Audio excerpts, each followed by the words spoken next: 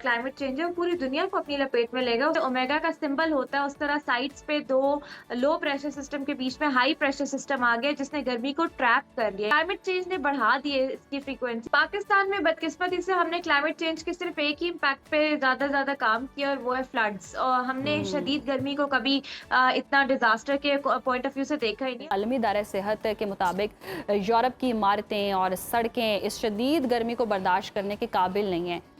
और हमने देखा है कि जर्मनी में भी अगर हम देखें तो सड़कें पिघल रही हैं। एक क्लाइमेट पॉलिसी एडवोकेट के तौर पर आप इस पॉलिसी फ्लेयर को कैसे देखती हैं कि दुनिया के जदीद तरीन ममालिक भी इस सूरत हाल तक पहुँच चुके हैं, तो कैसे निमट सकते हैं इसको?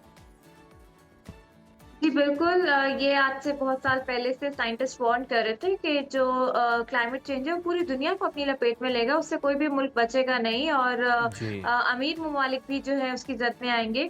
लेकिन शायद उस सीरियसनेस से किसी ने इसको कंसिडर नहीं किया, चाहे वो ग्लोबल नॉर्थ की बात करें या ग्लोबल साउथ की बात करें। जहां तक बात है यूरोप की हीट वेव की, तो वहां पे एक वेदर सिस्टम बना हुआ है जिसको हम कहते हैं ओमेगा ब्लॉक। ओमेगा ब्लॉक का मतलब ये है कि जैसे ओमेगा का सिंबल होता है उस तरह साइड्स पे दो लो प्रेशर सिस्टम के बीच में हाई प्रेशर सिस्टम आ गया जिसने गर्मी को ट्रैप कर लिया, यानी एक कवर लग गया जो हीट को बाहर निकलने नहीं दे रहा।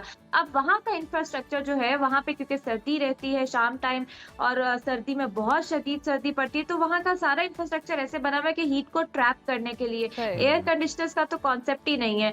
तो इस वजह से इतनी गर्मी उनको, ऑल्दो ये पहले भी होता रहा है लेकिन इतने ज्यादा फ्रीक्वेंसी के साथ ये मामला नहीं होता। ये वेदर पैटर्न क्लाइमेट चेंज ने बढ़ा दी है इसकी फ्रीक्वेंसी और समंदरों के गर्म होने की वजह से ये मसला ज्यादा, इस तरह के वेदर पैटर्न ज्यादा कॉमन हो गया। अब अमेरिका में भी आज से शुरू हो जी। गया है एल नीनो, साउथ एशिया में कवर किया हुआ इसने। तो ये शदीद गर्मी की इसकी जो हिद्दत है या शिद्दत है उसमें मजीद इजाफा ही होगा अगर क्लाइमेट एक्शन की जो कमिटमेंट्स हैं दुनिया उस पर पूरी नहीं कर पाती, तो ये बढ़ेगा मामला। इसलिए जो कुव्वत बर्दाश्त है वहाँ के लोगों की वो कम है इस गर्मी के हवाले से, और इसीलिए वहाँ कोई ऐसे इकदामात भी पहले से नहीं थे, किसी ने सोचा ही जी। नहीं था कि एकदम से इतनी गर्मी आ जाएगी, तो इसलिए हम बात भी वहाँ जरा ज्यादा अच्छा Zainab, on a lighter note, कुव्वत बर्दाश्त के अलावा हम यूके में एसी की कुव्वत खरीद के हवाले से भी बहुत ज़्यादा जो है वो सोशल मीडिया पर शोर सुन रहे हैं। एक बिल्कुल डिबेट चल रही है, हर दूसरी वीडियो इस मामले पर आ रही है कि वो कहते हैं कि जहाँ पर कभी पंखे चलाने की जरूरत नहीं पड़ती थी वहाँ पर अब हमें एसी चलाने पड़ रहे हैं।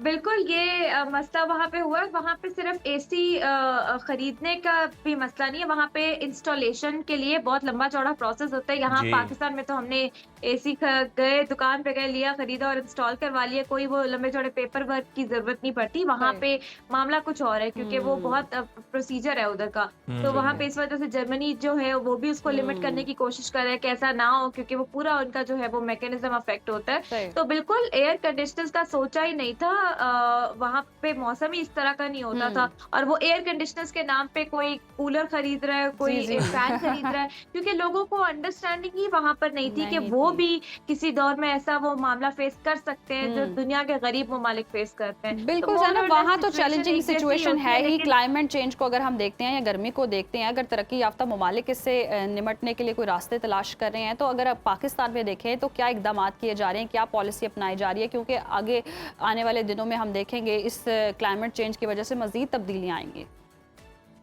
पाकिस्तान में बदकिस्मती से हमने क्लाइमेट चेंज के सिर्फ एक ही इम्पैक्ट पे ज्यादा काम किया और वो है फ्लड्स। और हमने शदीद गर्मी को कभी इतना डिजास्टर के पॉइंट ऑफ व्यू से देखा ही नहीं। और हम जब क्लाइमेट चेंज को डेवलपमेंट की तरजीह का हिस्सा नहीं बनाते तो हम सिर्फ एक आध इवेंट को कंसिडर कर लेते हैं। जैसे इकोनॉमिक सर्वे रिपोर्ट आपकी बताती है कि 822 बिलियन रुपए का नुकसान हुआ सिर्फ सैलाबों की वजह से, लेकिन शदीद गर्मी की वजह से कितने नुकसान हुए वो हमने ना पिछले साल अकाउंट किया और इस साल भी ज़राअत, पानी की किल्लत, ग्लेशियर्स का पिघलना, नकल मकानी लोगों की, हम कुछ भी उसको काउंट नहीं करें। तो ज़ैनब, लगता है कि जो ज़्यादा गर्मी है इस पर लोगों की, जो हुकूमतों की या फिर जो हम समझ सकते हैं कि जिन्होंने ये सारा निज़ाम इंतज़ाम संभालना है, उनकी शायद तवज्जो भी इसलिए नहीं जा रही कि वो शायद इमली आलू बुखारे या इस तरह के जो शरबत है उन पे छोड़ बैठे हैं गर्मी को और सिर्फ फ्लड पे फोकस किए हुए हैं। देखिए वो जो टेक्निकल अंडरस्टैंडिंग है ना, साइंटिफिक अंडरस्टैंडिंग, वो वेट बल्ब टेम्परेचर की हम बात करते हैं कि 35 डिग्री से ऊपर अगर नमी के मौसम में टेम्परेचर जाता है तो इंसानी बॉडी जो है वो डिग्रेड होना शुरू हो जाती है। तो जी ये जी साइंटिफिक अंडरस्टैंडिंग हमारे लोगों में अभी नहीं है, जिसकी वजह से हम ये आलू बुखारे और इमली के शरबतों पे रहते हैं। तो बिल्कुल ये बहुत ज्यादा डेंजरस बात है।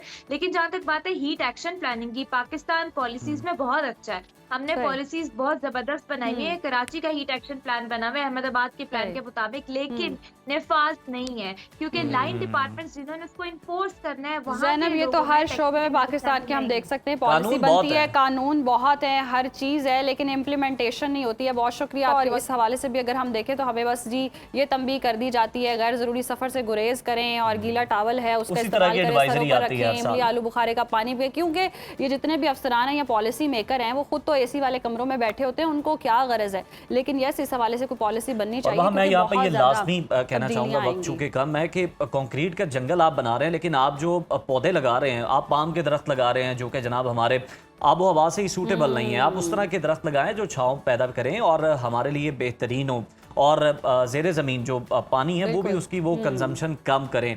तभी जनाब हम मिलकर इस गर्मी के खिलाफ कुछ कर सकते हैं। और हमें इनफरादी तौर पर भी चाहिए कि हम जनाब दरख्त लगाएं और पौधे माहौल लगाएं, की बेहतरी के लिए बिल्कुल अपना ऐसे ही। किरदार ज़रूर अदा करें, क्योंकि ये हमारी आने वाली नस्लों के लिए ही नस्लों के लिए फ़ायदेमंद है। इसी पैगाम के साथ इजाज़त लेते हैं, कल दोबारा आपकी खिदमत पे हाजिर होंगे। टिल देन, अल्लाह हाफ़िज़।